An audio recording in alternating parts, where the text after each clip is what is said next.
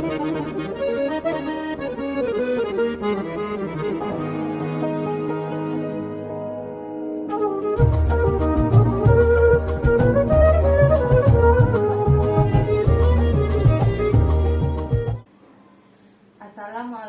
warahmatullahi wabarakatuh. Saya Marianum SPD, calon guru penggerak Angkatan 10 Kabupaten Bengkalis, SD Negeri 26 Mandau. Saya sekarang bersama dengan Ibu Martini SPD dari SD Negeri 29 Mandau. Hari ini saya akan mengadakan wawancara kepada Ibu Martini dalam tugas demonstrasi kontekstual modul 3.1 pengambilan keputusan berbasis nilai-nilai kebajikan sebagai pemimpin. Ibu Martini, apa kabar hari ini Bu? Alhamdulillah sehat Bu. Alhamdulillah. Hari ini sedang melaksanakan tugas ya Bu? Iya benar. Ya. Saya mengucapkan terima kasih karena Ibu sudah meluangkan waktunya untuk saya wawancara. Ada beberapa pertanyaan yang akan saya ajukan kepada Ibu. Pertanyaan pertama Bu, selama ini bagaimana Ibu dapat mengidentifikasi kasus-kasus yang merupakan dilema etika atau bujukan moral? Cara saya mengidentifikasi ya Bu ya permasalahan yang selama ini saya rasakan, saya alami. Yang pertama sekali tentunya saya melihat masalah itu sumbernya dari mana. Setelah itu masalah itu munculnya karena apa? Tentunya semua itu melalui komunikasi yang baik terhadap orang yang menimbulkan masalah tersebut, dari pihak yang menimbulkan masalah tersebut. Jadi setelah komunikasi dari pihak yang melakukan permasalahan, yang berpermasalahan dengan baik komunikasinya, tentu nanti kita tahu apakah masalah itu rujukan moral, mengandung nilai kebaikan, atau masalah itu muncul karena sebab yang merembet ke orang lain atau yang melibatkan berbagai pihak begitu. Begitu, berarti cara Ibu mengidentifikasi dengan cara Ibu melihat dulu ya Bu ya, apakah itu merupakan dilema etika atau bujukan moral, dan Ibu identifikasi apa masalah yang sebenarnya. Komunikasi ya Bu ya. Oke. Untuk pertanyaan selanjutnya Bu, selama ini bagaimana Ibu menjalankan pengambilan keputusan di sekolah Ibu, terutama untuk kasus-kasus di mana ada dua kepentingan yang sama-sama benar atau sama-sama mengandung nilai kebajikan? Dilema juga ya Bu ya, karena dua-duanya sama-sama benar ya Bu ya. Kalau dua-duanya sama-sama benar dan mengandung nilai kebajikan, tentunya yang saya perhatikan apakah nanti dalam pengambilan keputusan itu berdampak untuk jangka panjang atau jangka pendeknya. Tentu saya harus perhatikan itu, jangka pendeknya apa, jangka pendeknya apa. Terus apakah nanti keputusan yang diambil itu untuk orang banyak atau orang sedikit gitu. Itu kan harus saya perhatikan juga. Berarti Ibu dalam pengambilan keputusan sebuah kasus, Ibu lihat dulu apakah itu merupakan jangka panjang atau jangka pendek. Berarti Ibu pahami dulu ya Bu ya. Oke. Baik Bu, untuk pertanyaan selanjutnya Bu, langkah-langkah atau prosedur seperti apa yang biasa Ibu lakukan selama ini?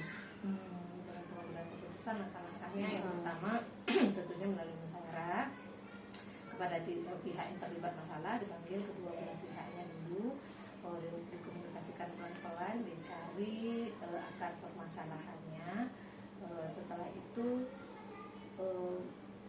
kita lihat apakah masalah ini nanti efeknya untuk orang banyak atau efeknya untuk orang yang sedikit gitu. Nah, setelah itu nanti baru saya buat keputusan. Keputusan itu pun nanti untuk orang banyakkah kepentingannya atau untuk orang yang sedikit begitu. Terus tentunya manfaatnya pengambilan keputusan itu saya ambil untuk jangka pendeknya dulu, baru jangka panjangnya apa. Oh ya, seperti itu. Berarti salah satu langkah yang akan ibu lakukan yaitu dengan cara bermusyawarah. Dan ibu juga ya, mengetahui dulu siapa yang terlibat dari permasalahan itu, sehingga ibu pikirkan dulu bagaimana jangka pendeknya, sehingga nanti ibu baru bisa membuat sebuah keputusan ya Bu ya. Oke, luar biasa ya Bu ya. Oke, selanjutnya untuk pertanyaan keempat Ibu, hal-hal apa saja yang selama ini Ibu anggap efektif dalam pengambilan keputusan pada kasus-kasus dilema etika Ibu? Tentunya saya memperhatikan prinsip-prinsipnya ya Bu ya, prinsip-prinsip dalam pengambilan keputusan itu yang tadi seperti yang saya bilang tadi, apakah ini keputusan ini berguna untuk orang banyak atau berguna untuk yang sedikit gitu. Saya perhatikan juga apakah keputusan ini diambil nanti benar salahnya, saya perhatikan juga. Terus efeknya, jangka panjangnya apa, jangka pendeknya apa, itu kan saya perhatikan juga. Pertamanya seperti itulah, saya perhatikan untuk prinsip-prinsipnya. Oh iya, berarti Ibu dalam pengambilan sebuah keputusan Ibu beracuan kepada 9 prinsip ya Bu ya.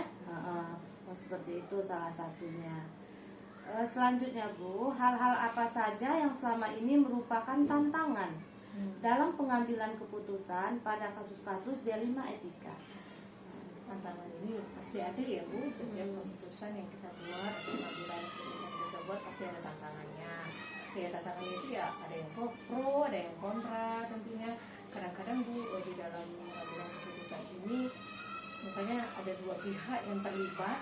Setelah kita selesaikan, kita ambil keputusan di depan kita seolah-olah ya mengikuti gitu. Tapi kadang-kadang di belakang, kadang-kadang itulah munculnya yang kontra-kontra seperti itu.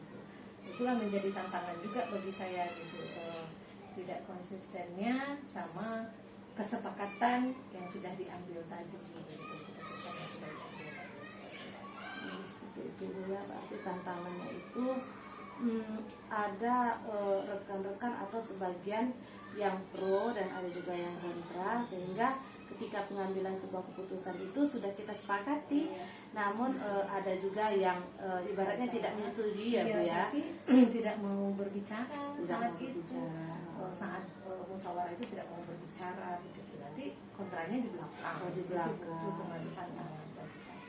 Oh iya, ya Bu ya, memang sebagai seorang pemimpin ini kita harus benar-benar menanggapi apa hal-hal yang kira-kira yang akan mengganggu dalam proses pembelajaran serta bagaimana silaturahmi rekan-rekan ini akan tetap terjaga ya Bu ya. Oke Bu. Selanjutnya Bu, pertanyaan yang ke-6, apakah Ibu memiliki sebuah tata kala atau jadwal tertentu dalam sebuah penyelesaian kasus dilema etika? Apakah Ibu langsung menyelesaikan di tempat atau memiliki sebuah jadwal untuk menyelesaikannya? Bentuk atau prosedur seperti apa yang Ibu jalankan? Kita kan gini ya Bu, kita kan sebenarnya tidak menginginkan ada masalah. Berarti tentunya tidak ada jadwal ya Bu. Jadi ketika ada masalah, ya melalui komunikasi, melalui musyawarah, tentunya masalah itu diskusikannya itu bisa saat itu, bisa setelahnya, ya pastinya tidak dibiarkan berlama-lama dulu begitu. Misalnya masalahnya hari ini, setidaknya besok itu harus sudah diselesaikan, tidak pakai nunggu 2 hari atau seminggu, tidak begitu. Jadi setiap masalah itu setelah saya telusuri, identifikasi, beberapa hari kemudian atau besoknya sudah dimusyawarahkan, sudah didiskusikan apa yang menjadi dasar, apa yang menjadi pokok, kenapa permasalahan itu muncul. Gitu. Jadi memang tidak ada terjadwal, karena kan kalau bisa kan Bu, masalah itu tidak ada ya Bu ya. Jadi ketika ada masalah saja diselesaikan. Seperti itu. Berarti ketika ada permasalahan di sebuah sekolah atau di kelas, berarti Ibu itu tidak menunggu waktu yang lama ya Bu ya. Tidak. Ibu jadwalkan sehingga ketika ada permasalahan Ibu langsung menyelesaikannya segera. Dan tidak mengundur-undur waktu, sehingga semua permasalahan itu cepat terselesaikan. Iya, kalau lama-lama kan takutnya berlarut itu nanti melibatkan orang lain lagi. Seperti itu ya. Oke Bu, selanjutnya adakah seseorang atau faktor apa selama ini mempermudah atau membantu ibu dalam pengambilan sebuah keputusan dalam kasus-kasus dilema etika? Dalam pengambilan keputusan itu tentunya seperti di sekolah kita minta juga ya Bu, pendapat teman-teman kita yang menganggap tentunya yang istilahnya senior dari saya, walaupun saya pemimpin, itu guru saya ada yang umurnya di atas saya yang saya anggap pengalaman hidupnya lebih banyak. Kadang-kadang kami juga berdiskusi tentang pendapat beliau. Ya, tentunya beliau yang saya bergaul senior tadi ini, karena saya lihat bukan dari usia saja, pengalaman juga ya. Nah, kadang setelah ambil keputusan kami rumbuhkan kembali sebelum saya memutuskan. Saya diskusi dulu sama beliau, saya bagaimana kalau begini. Tapi kadang-kadang saya pengambilan keputusan ini selalu mendengar kata hati saya aja gitu. Setelah saya ya melalui prinsip tadi, dipertimbangkan tadi untuk kepentingan orang banyak kah, jangka panjang kah, jangka pendek kah, gitu. Karena saya langsung aja ambil keputusan gitu. Seperti itu. Kadang saya libatkan juga teman saya. Iya, berarti ibu masih mengikut sertakan teman-teman yang senior atau teman-teman yang memiliki pengalaman yang lebih, sehingga dalam sebuah keputusan itu ibu masih meminta pendapat ya Bu, meminta pendapat, meminta masukan-masukan dari rekan-rekan, sehingga sebuah keputusan yang ibu buat itu selain kebijaksanaan ibu sebagai kepala sekolah, ibu juga mendengarkan, sehingga keputusan itu keputusan yang sangat sempurna lah ya Bu ya, Tidak merugikan ya, semua dan orang. tidak merugikan semua orang, dan Sangat juga tidak ada yang kita rugikan ya. memikirkan tentang jangka panjang serta jangka pendek untuk sebuah keputusan itu sendiri. Oke Bu, ini pertanyaan saya terakhir. Dari semua hal yang telah disampaikan, pembelajaran apa yang dapat Ibu petik dari pengalaman Ibu mengambil keputusan dilema etika? Jadi ketika seorang pemimpin mengambil keputusan itu, hendaknya sebelum pengambilan keputusan diskusikan, musyawarahkan, komunikasikan, itu intinya. Dan jika tidak ada komunikasi, tentunya kita tidak tahu apa permasalahan yang terjadi, dan tentunya kita tidak bisa mengambil keputusan yang baik. Nah, jadi kesimpulannya, apapun masalahnya itu kita harus komunikasikan dulu baik-baik, kita pikirkan dulu efeknya, yang kedepannya seperti apa, terus keputusan diambil itu menguntungkan pihak yang banyak atau pihak yang sedikit, itu tetap kita diperhatikan. Terus kita harus juga mempertimbangkan nilai-nilai etikanya tadi ya Bu ya, ya apakah ini baik, apakah tidak, jika diambil ini apa konsekuensinya, jika tidak keputusan apa konsekuensinya. Kalau rasanya efeknya atau konsekuensinya sedikit, tentu yang kita ambilkan ya kita tinggalkan, yang sedikit kita ambil yang banyak. Oh, seperti itu, berarti itu pembelajaran atau pengalaman yang luar biasa. Salah satunya dalam sebuah pengambilan keputusan kita harus mempertimbangkan banyak hal ya Bu ya, termasuk dengan prinsip-prinsip dalam pengambilan keputusan, termasuk kita mendengarkan juga masukan-masukan dari orang-orang sekitar, sehingga keputusan yang diambil itu sudah kita komunikasikan. Jadi pengalaman-pengalaman Ibu sebagai kepala sekolah dan yang memberikan keputusan yang bijaksana itu menjadi pembelajaran bagi saya. Ditambah lagi Ibu sudah Bu ya, sudah alumni dari guru penggerak angkatan 9 ya Bu, sehingga apa yang Ibu lakukan itu bisa menjadi contoh dan panutan untuk kami yang sedang belajar dalam menyelesaikan tugas moderasi kontekstual. Oke Ibu, terima kasih atas jawaban-jawaban Ibu, dan terima kasih atas waktu yang sudah Ibu berikan kepada kami. Mudah-mudahan Ibu diberikan kesehatan, umur yang panjang, dan terus memberikan dampak yang luar biasa kepada lingkungan sekitar Ibu. Terima kasih Ibu. Assalamualaikum warahmatullahi wabarakatuh. Alhamdulillah, terima kasih saya ucapkan kepada Ibu Martini SPD sebagai Kepala Sekolah SD 29 Mandau yang telah menceritakan pengalaman-pengalaman beliau dalam memimpin sebuah sekolah, sehingga setiap pengambilan keputusan yang beliau ambil sebuah pembelajaran bagi saya khususnya, sehingga pengalaman ini akan saya bawa untuk ke depan. Seperti itu saja. Akhir kalam saya ucapkan Assalamualaikum warahmatullahi wabarakatuh.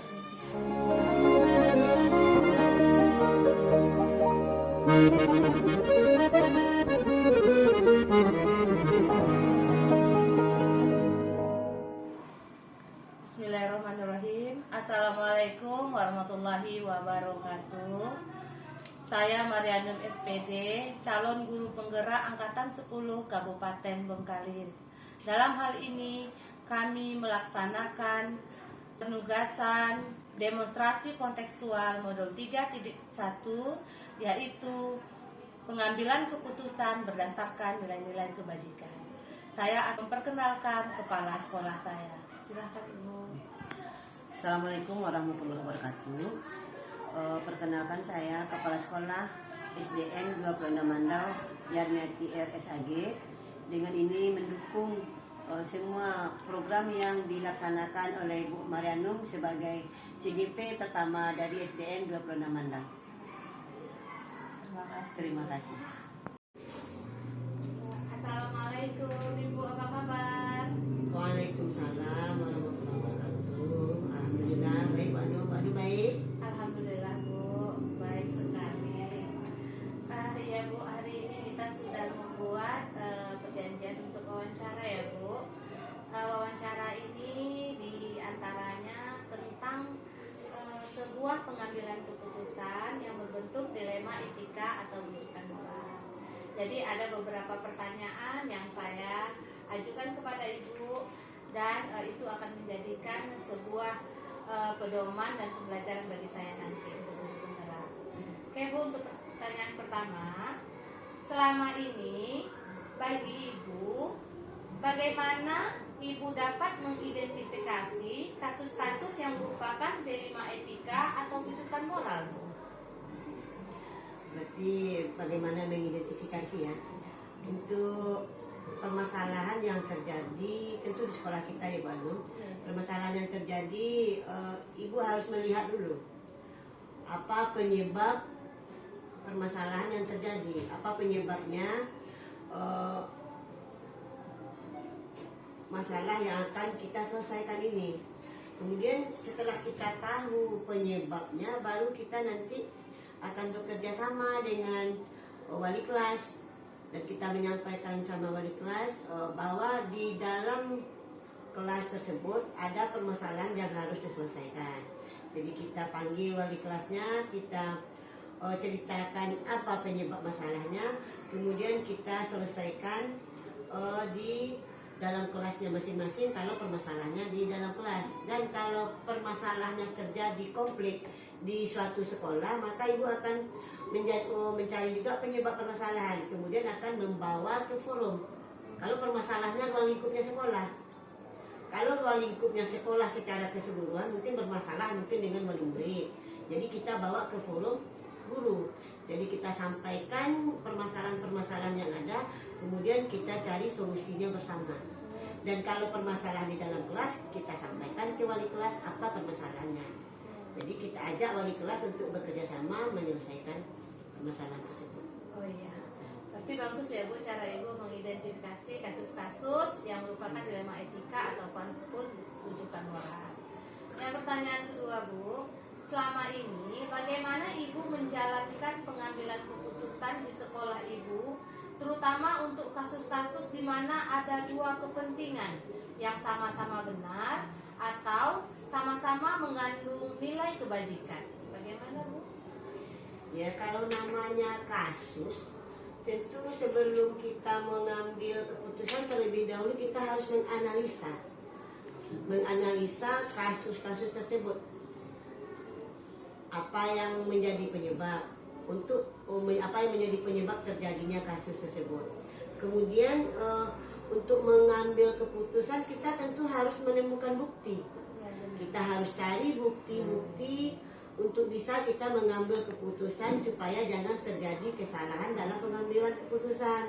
Kenapa? Karena kita tidak mau permasalahan yang kita ambil keputusan itu merugikan salah satu pihak. Karena kita mengambil keputusan, kalau bisa keputusan itu baik untuk dia, baik juga untuk kita, dan baik juga untuk sekolah. Jadi kita tidak bisa mencari kesalahan satu pihak, dan kita tidak bisa juga istilahnya memenangkan atau mengalahkan suatu permasalahan. Kita harus menyelesaikan permasalahan sesuai dengan solusi yang ada gitu. Seperti itu ya, Iya. Bu ya. Cukup luar biasa ya, Bu ya, bijaksana sekali. Ya, intinya kita harus menemukan buktinya dulu. Buktinya dulu, Bukti ya. harus otentik untuk mengambil suatu keputusan. Keputusan ya. Bagus sekali, Bu. Untuk pertanyaan selanjutnya, langkah-langkah atau prosedur seperti apa yang biasa Ibu lakukan selama ini? Langkah yang dilakukan dalam mengambil keputusan. Ya. Mengambil keputusan yang di dalam mengambil keputusan itu langkah-langkahnya kita harus pikirkan nilai yang terkandung di dalam kita pengambilan keputusan itu. Mungkin kalau di dalam permasalahan di kelas, langkahnya tentu kita panggil wali kelasnya, kemudian kita tanyakan apa permasalahan yang terjadi. Dengan permasalahan yang terjadi ini, bagaimana wali kelasnya mengambil keputusan, nilai apa yang terkandung di dalam pengambilan keputusan tersebut. Dan kalau permasalahannya ruang lingkupnya sekolah, kita kemarin karena kita di sekolah ini ada dua nih, ada ruang kecil itu kelas, kemudian ada ruang lingkupnya sekolah semuanya guru. Jadi kadang permasalahan di sekolah ini bermacam-macam Ibu Anu. Ada permasalahan wali kelas dengan wali murid, ada permasalahan murid dengan murid, ada permasalahan guru dengan guru. Jadi kalau di sekolah ini memang kompleks semua gitu kan.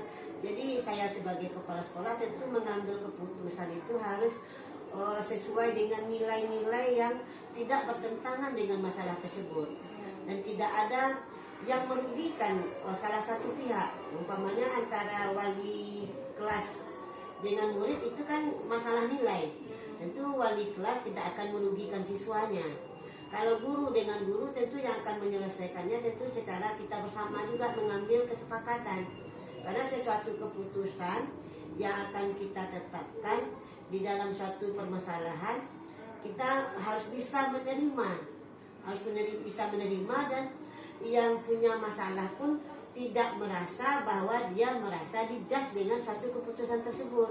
Jadi dia bisa menerima apapun yang telah menjadi kesepakatan kita di dalam pengambilan keputusan. Berarti seperti itu langkah-langkah prosedur Ibu dalam melakukannya selama ini ya Bu ya. Oke Bu, untuk pertanyaan selanjutnya, hal-hal apa saja yang selama ini Ibu anggap efektif dalam pengambilan keputusan pada kasus-kasus dilema etika? Berarti hal-hal yang merupakan Ya, yang selama ini Ibu anggap efektif dalam pengambilan keputusan. Hal yang dianggap efektif dalam pengambilan keputusan itu bahwa suatu keputusan itu tidak merugikan, istilahnya namanya kita di dalam dilema etika itu ibaratnya benar lawan benar atau salah dengan salah gitu. Kita jangan ada merugikan salah satu pihak di dalam pengambilan keputusan. Jadi hal yang efektif ya. Iya. Berarti harus tepat ya Bu ya. Iya. Tepat sasaran keputusan itu ya Bu. Iya, keputusan itu jangan sampai merugikan salah satu pihak.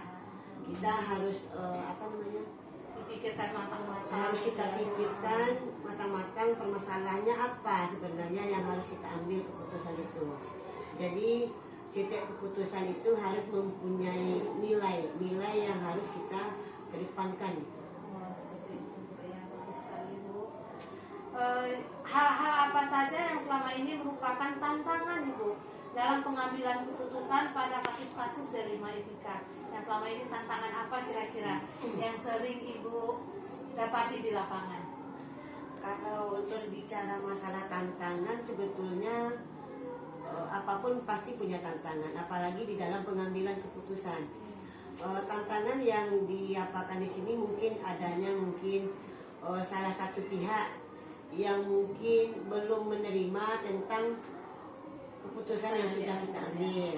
Tapi kita berpikir keputusan yang kita ambil adalah hal-hal yang terbaik, dan kita harus menjelaskan sama permasalahan yang ada seperti ini adalah keputusan yang sudah dipertimbangkan dengan matang, dipertimbangkan dengan baik, maka muncullah keputusan seperti ini. Dan kita harus menyampaikan sama kawan kita, sama yang mempunyai permasalahan tadi, bahwa ini keputusan yang diambil sudah sebijaksana mungkin, dan keputusan ini sudah tidak merugikan. Jadi kita harus meyakinkan bahwa keputusan yang kita ambil itu adalah merupakan suatu keputusan yang terbaik.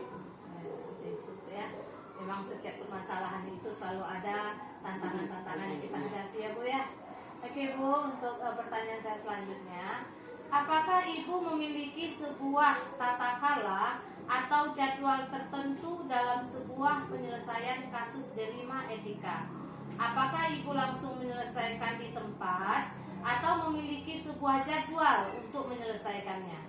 Bentuk atau prosedur seperti apa yang Ibu jalankan? Banyak kali pertanyaannya Bu, Ya. sampai 3 di situ saya lihat. Ya, ya. Mungkin yang pertama yaitu tentang jadwal. Jadwal untuk menyelesaikan kasus-kasus yang ada. Kalau di sini saya tidak membuat jadwal karena kasus itu mungkin namanya kehidupan mungkin terjadi secara spontan gitu. Jadi kalau kita menjadwalkan sesuatu permasalahan itu kita jadwalkan, sementara permasalahan itu harus terjadi hari ini nih, harus terjadi hari ini. Oh tunggu ya Bu, kita selesaikan nanti minggu depan, tidak bisa, karena sesuatu permasalahan ada yang harus kita selesaikan di tempat. Itu menjawab pertanyaan dulu yang kedua. Ada yang harus kita selesaikan di tempat, ada yang perlu kita diskusikan dulu dengan orang-orang yang berkepentingan. Iya, kenapa? Karena mungkin permasalahan yang terjadi itu memang sangat rentan untuk keputusannya hari itu harus dipenuhi, harus dilaksanakan, harus dilakukan, harus didiskusikan bahwa kita memang harus menyelesaikan permasalahan itu. Tapi kalau mungkin permasalahannya yang menyangkut tidak terlalu tidak terlalu berat, mungkin yang mungkin masih bisa kita janjikan, ya Bu, kami diskusikan dulu, nanti kita sampaikan, kita ambil keputusan, nanti kami sampaikan solusi apa yang harus kami sampaikan sama Ibu. Jadi itu tergantung dengan situasi, kondisi, dengan permasalahan yang ada, itu kuncinya mana. Oh, itu ya Bu ya. Iya. Cukup rumit sekali ya Bu. Iya. Ya, memang sebagai pemimpin ini kita harus luar biasa mencerna ya Bu, Iya. bagaimana permasalahan itu sendiri. Karena setiap harinya selalu ada permasalahan. Ada permasalahan. Baik itu permasalahan guru dengan guru, murid dengan murid, guru dengan wali murid, itu permasalahan terlalu ada. Tapi tergantung kita bagaimana cara memanage masalah itu, bagaimana cara kita menyelesaikannya. Jangan semuanya kita permasalahkan, itu aja. Maksudnya. Iya Bu. Oke Bu, untuk pertanyaan selanjutnya, adakah seseorang atau faktor-faktor apa yang selama ini mempermudah atau membantu Ibu dalam pengambilan keputusan dalam kasus-kasus dilema etika? Kira-kira siapa? Adakah seseorang yang mempermudah Iya. dalam pengambilan keputusan? Sebetulnya kalau berbicara tentang seseorang yang mempermudah di dalam membantu atau pengambilan keputusan, itu tergantung lagi. Semuanya tergantung kasus yang kita hadapi. Karena kita di sekolah, tentu kita harus tidak bisa mengambil keputusan sendiri. Kita harus libatkan orang-orang yang bisa kita ajak berpikir, kita ajak berdiskusi di dalam menyelesaikan permasalahannya. Tergantung lagi dengan permasalahan yang ada. Umpama kalau permasalahannya di bidang kesiswaan yang tentang siswa, ya kita akan libatkan itu tentang guru yang terlibat di dalam bidang kesiswaan. Dan kalau permasalahannya dalam bidang pembelajaran, kita akan melibatkan tentang kurikulum. Kalau permasalahannya tentang pembulian, tentang kekerasan, kita akan libatkan lagi guru-guru yang berkompetensi yang berkompeten di dalam bidang itu. Jadi kita mengambil keputusan itu tidak sendiri mengurangi terjadinya keputusan yang tidak seimbang. Jadi kita harus mengajak orang-orang yang bisa kita ajak berdiskusi untuk menyelesaikan permasalahan-permasalahan tersebut. Gitu. Artinya orang-orang yang berkompetensi ya Bu ya, untuk membantu sesuai dengan bidang-bidangnya. Gitu. Luar biasa sekali Bu. Ini ada pertanyaan terakhir. Dari semua hal yang telah disampaikan, pembelajaran apa yang dapat Ibu petik dari pengalaman Ibu mengambil keputusan dari etika?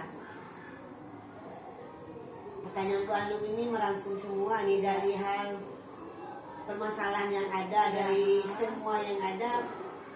Pembelajaran Pembelajaran apa? apa? Semuanya dalam kehidupan ini Bu Anum, setiap perjalanan adalah pembelajaran gitu. Jadi apalagi di dalam masalah penyelesaian masalah dilema etika yang ada di sekolah ini, sangat banyak pembelajaran yang saya dapat gitu, dan sangat banyak juga pengalaman yang saya dapat, dan itu menjadikan saya lebih selektif lagi dalam menyelesaikan permasalahan yang ada ke depannya. Mungkin kita tidak tahu, namanya kehidupan kan berlanjut terus. Permasalahan di dalam sekolah itu pasti selalu ada. Jadi berdasarkan pengalaman yang sudah ada ini, mungkin itu sangat mempermudah saya nanti untuk mengambil keputusan-keputusan dengan pengalaman yang pernah ada saya alami, dengan permasalahan yang sudah pernah saya selesaikan. Jadi itu membuat suatu kemudahan di dalam menyelesaikan permasalahan-permasalahan yang ada. Jadi merupakan suatu pengalaman yang sangat berharga untuk mengambil keputusan selanjutnya ya. Luar biasa sekali Ibu sudah memberikan jawaban-jawaban yang mungkin bisa untuk menjadi panduan saya ke depan apabila saya jadi seorang pemimpin. Ibu luar biasa bijaksana dalam mengambil sebuah keputusan. Mudah-mudahan ini menjadikan sebuah momentum untuk kami sebagai guru penggerak belajar dari pengalaman-pengalaman Ibu. Itu saja Ibu pertanyaan saya. Terima kasih Ibu. Saya akhiri. Assalamualaikum warahmatullahi wabarakatuh. Waalaikumsalam warahmatullahi wabarakatuh. Terima kasih Bu.